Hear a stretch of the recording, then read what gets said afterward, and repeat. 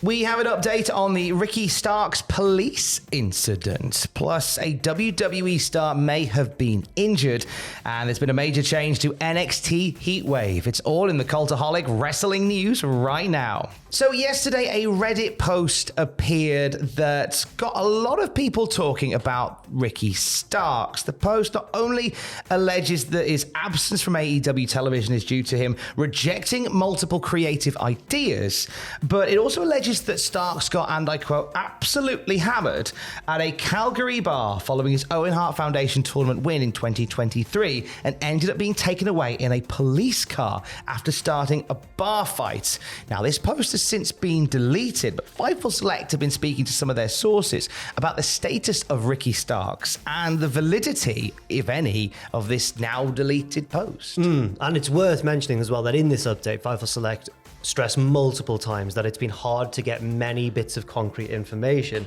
because depending whether they're talking to, I guess, a pro-Starks source or an anti-Starks source, the story changes a lot. So we'll just see what they say, but remember that, because Fightful were keen to stress that as well. But they did reach out to sources within AEW and the roster and say that these sources claim that Ricky Starks turning down pitches to be on screen are accurate to some degree. Another source with direct knowledge of the situation claimed that breaking up the tag team with Big Bill and feuding with each other was the only pitch in the last several months that Starks rejected. So some are saying absolutely true what the Reddit post says, Starks was turning down multiple pitches. Some are saying the only one really that he turned down in the past few months was this proposed breakup angle with Big Bill.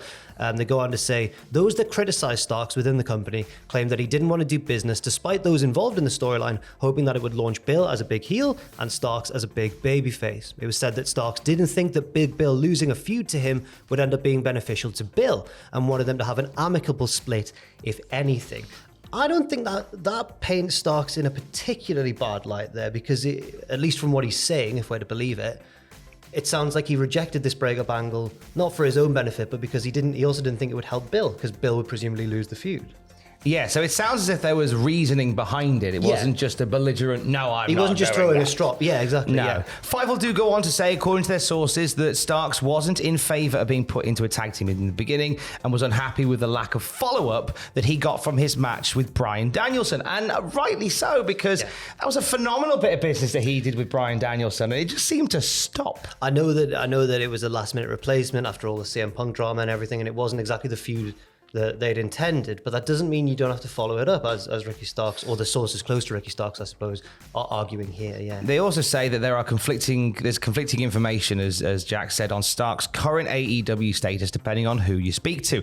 But those people who Starks had reportedly spoke with say that Starks felt that his momentum slowed down when CM Punk departed the company. And there's a lot of correlations that you can draw there. Now, when it comes to this police incident in Calgary, Fightful Select added some detail to this as well. Yes, they've said numerous AEW sources in the company deny ever having heard it, the Calgary incident, and AEW didn't comment in an official capacity. Ricky Starks claims he was never in legal trouble in Canada. Everyone that Fightful Select have spoken to that was named in relation to the alleged incident claimed that it didn't occur whatsoever. Regardless of what did or didn't happen, they're told that nothing ended up being filed and there were no issues with him entering Canada as he's competed there since. Fightful also add there's people in AEW who believe that Ricky wants to leave AEW and join WWE, but there's no firm details available on his current AEW contract status. So yeah, a lot of information there that seems based in opinion, but one that seems kind of unequivocal, one that seems absolutely on one side of the equation is that many sources there seem to say this Calgary incident didn't happen. Something that we will keep an eye on, and we'll let you know more at cultaholic.com. The Owen Hart tournament is underway as of now for 2024. I want to quickly mention this because I've given him a lot of grief, my best boy Jeff Jarrett. That video that went out over the weekend. Oh my God. Mm-hmm. Unbelievable. Yeah, Jeff Jarrett paying tribute to Owen Hart, saying that he wants to win the tournament for him. There was a cut down version on AEW TV, but there's this extended version that you've pointed out on social media. Seek it out and make sure you've got some tissues nearby because he's pouring his heart out and it's brilliant. I don't know why you don't give him the whole tournament. I know obviously the winner gets a shot at Wembley, right? But after that, yeah, I'm suspending Hashtag total non-stop arseholes. Oh! Suspending it, right? We've had some fun, and I know there's a guitar necklace with my name on it at some point, and I well deserve that. But honestly, after seeing that, I got a bit teary, because I was a fan in 1999 with all of that happening, and so I can't even begin to relate to what Jeff and everyone else went through during that period. Yeah. But that video sold me on Jeff Jarrett winning the tournament. And you know what? Hashtag make Jeff Jarrett champion. Oh. At Tony Khan, make Tom's best friend Jeff Jarrett champion, you coward.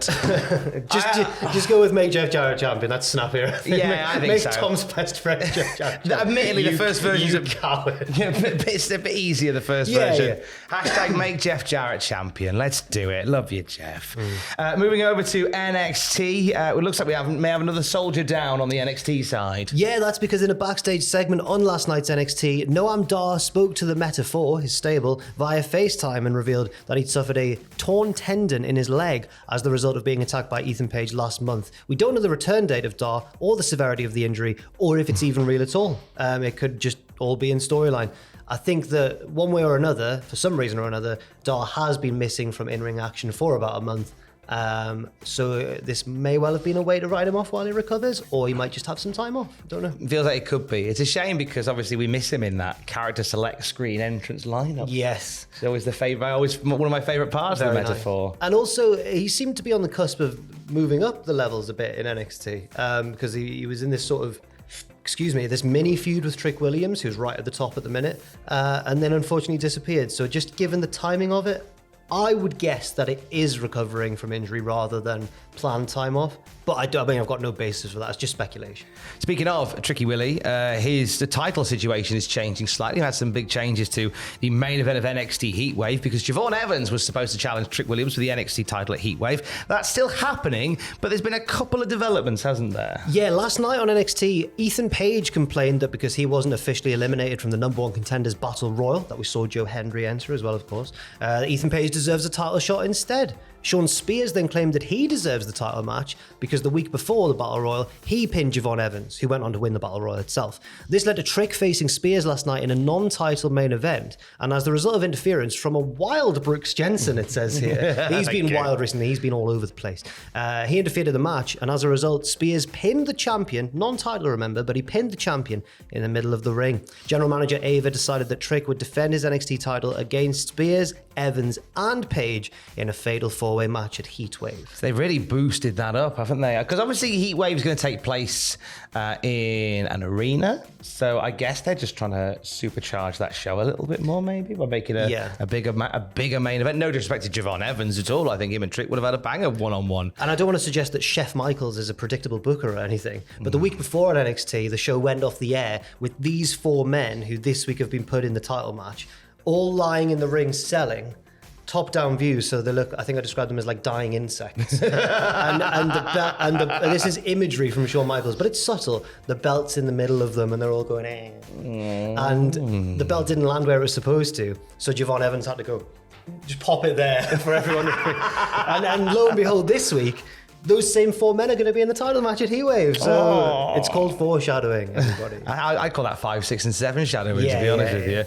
Several more matches were confirmed for Heatwave last night. So let's just run down the full card while we're here. Roxanne Perez will defend the NXT Women's title against Lola Vice. There was a lot of speculation this might be a slot for Julia, but I think owing to Julia's injury, that might have just slowed things down a little bit. Yeah, they seem to have given her a bit more time. She injured her wrist, I believe, in that first Marigold main event. She could come out, though. She could make an appearance. Should Roxanne Perez win, perhaps she could crash her celebration at the end of the match or something like that.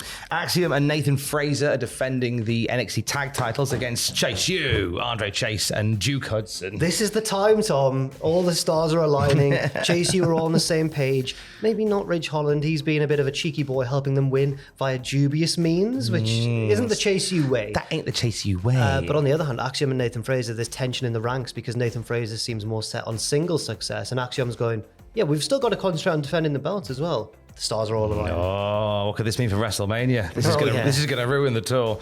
The NXT Women's North American title on the line, Kelani Jordan defending against Sala Ruka, and the Men's North American title on the line with Obafemi facing Wes Lee. Plus, there has been heavy teasing of an appearance by Joe Hendry at Heatwave as well. He's been winding people up online. He found a lovely cafe, I believe it was in Swansea. It was, yeah. Called Joe's.